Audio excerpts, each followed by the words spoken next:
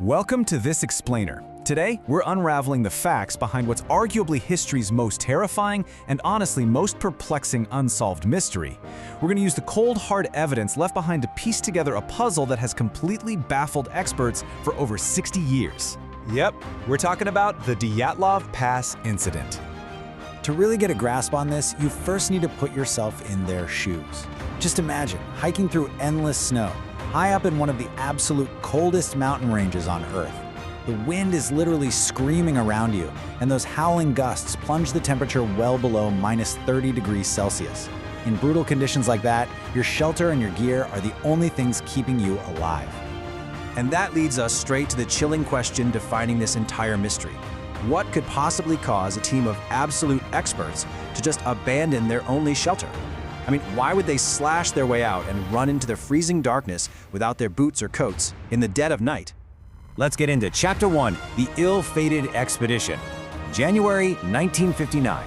It's super important to understand right off the bat that these were not amateurs making rookie mistakes.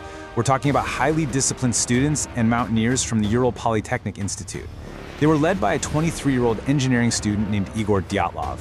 This crew was confident, meticulous, and on their way to Arten Mountain to earn literally the highest certification available in Soviet hiking. They were well prepared and actually documenting a really joyful journey. But things went wrong incredibly quickly.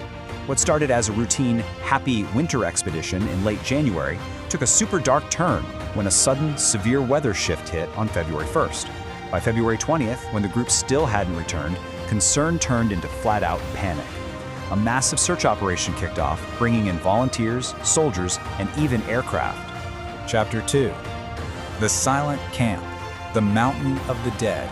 So on February 1st, heavy snowfall and powerful winds made navigation totally impossible. Instead of heading to the relative safety of the forest, they were forced to pitch their tent on an exposed slope called Kholat Syakhl. Now, in the language of the local Mansi people, that actually translates to the Mountain of the Dead, named for its eerie lack of wildlife.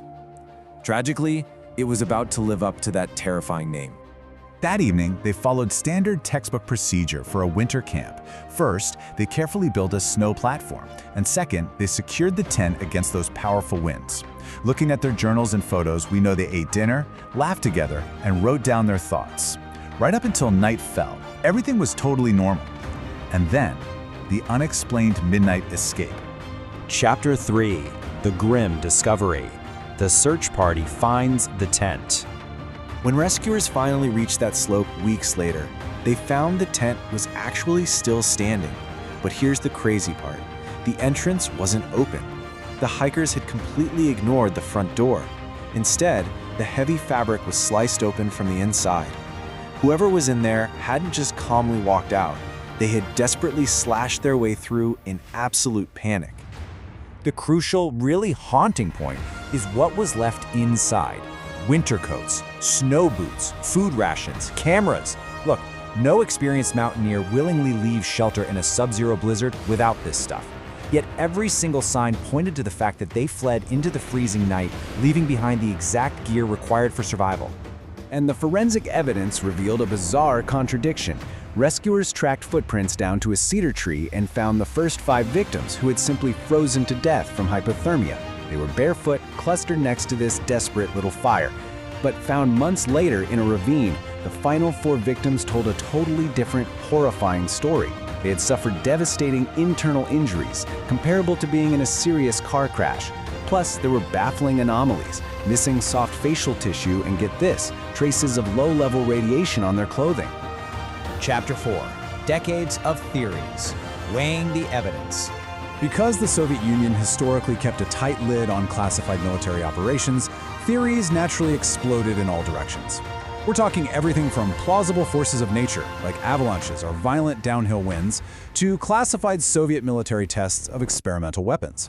Some witnesses even reported strange orange lights in the sky, which of course gave root to paranormal theories suggesting aliens or mysterious supernatural creatures. But you see, every single theory has significant gaps. For example, the avalanche theory, which was long considered the most logical, prompted investigators to ask a pretty key question.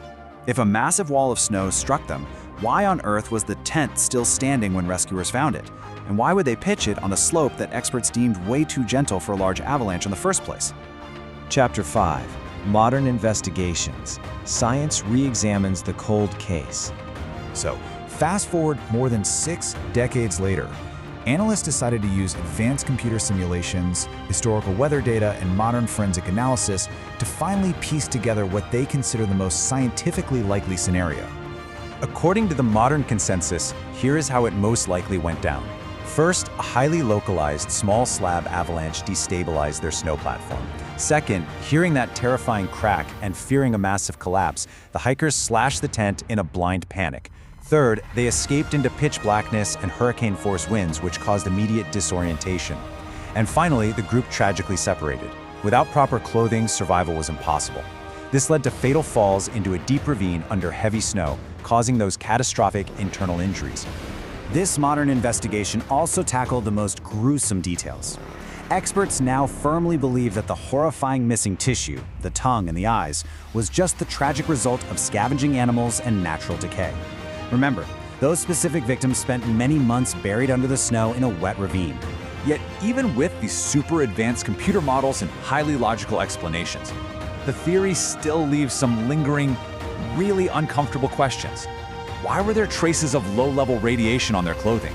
And does a small slab avalanche truly explain the sheer immediate panic required to destroy their only shelter so violently, instead of just trying to dig out? Ultimately, the evidence left behind by these 9 confident, smiling students provides us with only fragments of a story. We have their journals, their photographs, and the eerie remains of their final campsite. But they never quite revealed the complete truth, securing this incident's place as one of history's most haunting unsolved mysteries. As the original sources so powerfully conclude, perhaps one day new evidence will emerge. Or perhaps the mountain will just keep its secret forever.